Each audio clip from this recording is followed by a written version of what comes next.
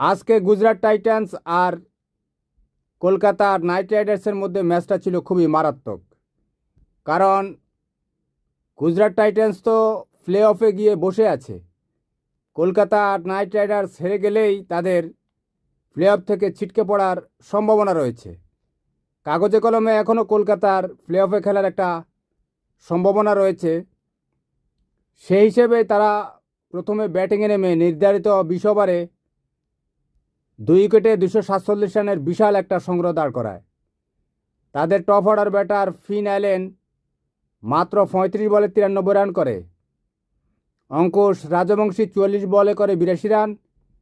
Cameroon green 28 বলে 52 run করলে Kolkata night Riders 247 রানের এই বিশাল সংগ্রহ পেয়ে যায়।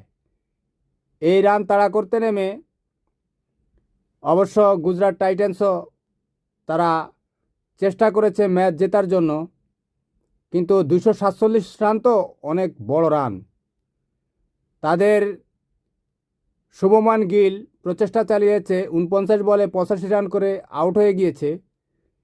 সে যদি অবশ্য সেঞ্চুরির কথা মনে করতো তাহলে সেঞ্চুরিটা করতে পারতো একটু দেখে শুনে খেললেই, কিন্তু সে দলের কথা ভেবে মারমুখী হওয়াতেই আউট হয়ে যায়।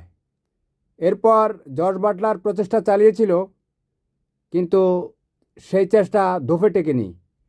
শেষ পর্যন্ত 29 রানে হেরে যায় গুজরাট টাইটান্স।